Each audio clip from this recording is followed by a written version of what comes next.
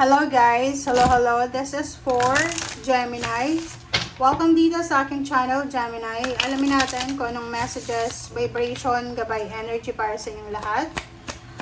Gemini, this is the last week of April 2026. I hope na makuha mo yung messages. Okay. Gemini, first card natin is Revealing Radiance and Igniting Courage. Wow. So, this last week of April, ang nakikita ko sa'yo dito na sobra-sobra kang magiging motivated. You will be super courageous. Ipapakita mo sa mundo, sa mga taong hindi naniniwala sa'yo kung ano yung kaya mo. And at the same time, sinasabi ng bara sa'yo dito na sobrang motivation, confidence, courage, lakas, 'di ba? Ang posibleng ipapakita mo sa linggong ito. Okay, let's check. Gemini, ano pa ba?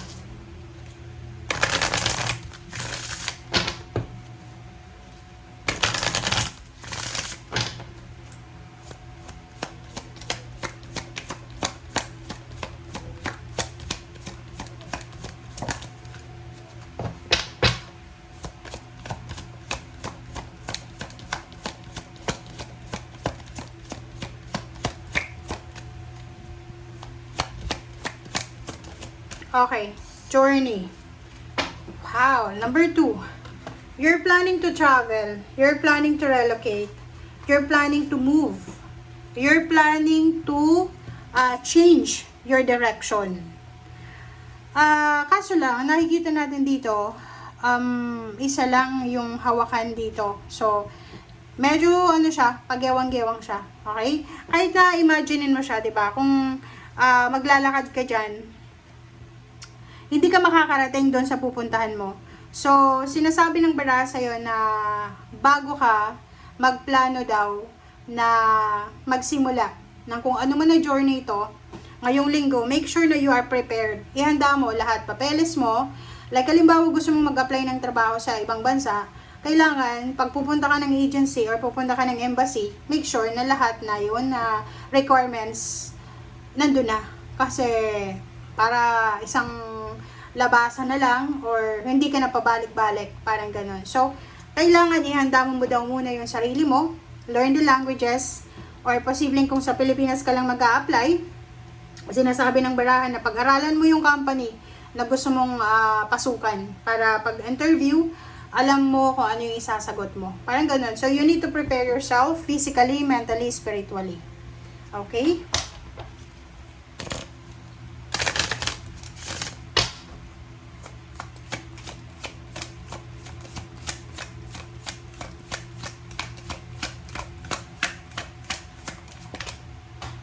Okay, Topaz. Topaz, forgiveness heals. May kailangan ka bang patawarin? May kailangan ka bang hinga ng tulong, ng tawad? Kasi etong barahang to, yung Topaz na yan, forgiveness heals, sinasabi na oras na para i-release mo yung mga repressed anger, kasi ito ay nakaka-block daw sa health mo and the happiness. Meron ka bang mga kinikim-kim, grudges, resentments, or whatever man yan, kasi kailangan mo na daw na alisin. Patawarin mo yung sarili mo, patawarin mo yung ibang tao kahit hindi humihingi ng tawad, para daw maging free ka na. Kasi sinasabi ng barahan na nakakasagabal daw ito, yung mga iniisip mo na negative, mga resentments and grudges, hadlang daw ito sa personal happiness mo and then sa health mo.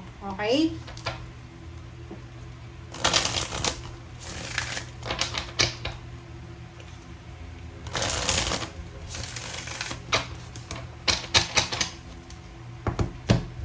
Okay, let's check. Alright, 7 of Swords, Guardian of Swords, Child of Wands, and then Explorer of Wands. Okay. Mag-iingat ka kasi puro to ano ha. Eto, ang dalawa, swords. This is Gemini, Libra, and Aquarius. This one is Fire Sign, Leo, or Sagittarius. Mag-iingat ka sa mga decision making mo sa linggong ito. Kailangan mo daw na bantayan ang communication mo. Bantayan mo yung mga messages na natatanggap mo or sinisend mo. Kumbaga, importante to, Gemini, na bantayan mo daw yung, halimbawa pag nagta-type tayo, di ba? Halimbawa, nagagalit ka sa isang tao, no, magre-reply ka. Make sure na huwag ka munang mag-reply, di ba? Forgiveness heals eh. Hayaan mo na lang muna, okay? Child of Wands and Explorer of Wands. Nakikita ko dito, this is fire sign energy. There's so much possibilities na kumbaga darating sa buhay mo. So, hindi ka dapat nagmamadali talaga. And nakikita ko maybe someone na fire sign, Leo, or Sagittarius, ay pinipressure ka ba? Huwag kang makikinig kasi sa barahang ito, sinasabi na maraming blessings. And at the same time, you are motivated, you are inspired, you are courageous, so walang problema sa'yo. Okay? Hihintayin mo lang yung tamang timing. Five of Wands, the Emperor, Two of Pentacles, and the Lovers. Dito sa 4 cards na to, nakikita ko sa'yo na medyo namumroblema ka. Between your dreams, like yung goals mo, yung plans mo, yung mga dreams mo, pangarap mo sa buhay, and between the love life. Parang sa linggong ito, kailangan mo daw na maging powerful. Kumbaga, kailangan mong magdesisyon depende sa kung ano yung nararamdaman mo. Kasi, ang nakikita ko sa'yo dito, isa sa rason kung bakit may mga hindrances, mayroong mga sumasagabal, or mayroong mga sagabal sa mga plano mo sa buhay. Una, pwedeng yung karelasyon mo, siloso, silosa. Gusto mong pumunta ng ibang bansa, hindi pwede, kasi ayaw niyang maiwanan siya. Or pwedeng may opportunity sa kanya para makapunta ng ibang bansa, hindi siya pumupunta kasi ayaw niyang maiwanan ka. Parang ganun. So, there's parang hindrances sa relationship mo na nakakasagabal din sa pagtagumpay mo financially. So, kailangan mo daw maging matalino. Emperor and Five of Wands, kung nasa trabaho ka na, like gusto mong mag-apply ng, mag-apply ka ng higher position, promotion, parang ganon. Gusto mong ma-promote. Ang problema, ngayong linggong ito, maraming mga katrabaho mo ang gusto din ma-promote. May mga katrabaho ka na gusto din maging leader, maging team leader, gusto din malipat sa ibang branches or sa ibang team, parang ganon. So, medyo mahihirapan ka sa linggong ito na hanapin yung stability and balance na pinapangarap mo. Okay, Seven of Pentacles, Ace of Pentacles, and Hangman. So, nakikita ko sa'yo dito, whatever man na hinihintay mo, maybe you're waiting for a lump sum of money, you're waiting for the payment, payouts, higher salary or promotion, maybe you're waiting for a call, kasi nag-a-apply ka pa lang ng trabaho, unemployed ka pa lang. But sabi ng bara sa'yo dito, if ever man na matagalan siya, or like for example, mahang, or ma-reject ka, huwag kang panghihinaan ng loob. Okay? Huwag kang panghihinaan ng loob. Continue lang. I-continue lang kung anong ginagawa mo sa ngayon. Okay. Guardian of Cups, Elder of Cups. So, this is emotion, no? Sabi ng bara sa'yo dito, marami pang mangyayari sa buhay mo. Like, kung bata ka pa, nasa below 40 years old ka pa lang, or kahit nga below 50 or 60, marami pa, mag-explore ka pa sa finances mo. So, hindi ka dapat nagpapanik or nag-aalala sa kung ano yung nangyayari sa ngayon. Kasi, talagang sa ngayon, maraming kompetensya, maraming unemployed, maraming kompetensya. Lalo kung you're applying for a new job or promotion, medyo mahirapan ka talaga. Pero, sinasabi ng barahan na there's a perfect timing for you. Marami pang opportunities ang darating sa'yo. Kailangan mo lang is kumalma. Kalmahin mo lang.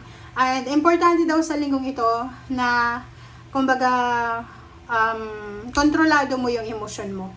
Kasi itong Guardian of Cups, sinasabi ng baraha, pag na-disappoint ka, diba? Halimbawa, you're expecting na tatawagan ka na ng company na ina-applyan mo, tapos nakatanggap ka lang ng message na rejected ka. Syempre, maghuramentado ka, magagalit ka. Kasi ang tagal mo nang naghintay, bakit hindi nila sinabi nung time na nag-apply ka na hindi ka pala nakuha?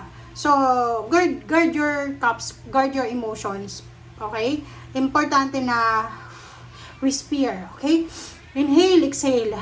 Okay? Tanggapin mo, accept it, na isipin mo, halimbawa, yung company na yun na ina-applyan mo, hindi ka natanggap, isipin mo na hindi ka para doon. May mas maganda pa na kumpanya na naghihintay para sa'yo. Tingnan mo to. Diba? Ay, sorry. Explorer of Pentacles. Marami ka pang perang mahawakan. Napakaraming pera sa mga susunod na taon. Thank you guys. Bye!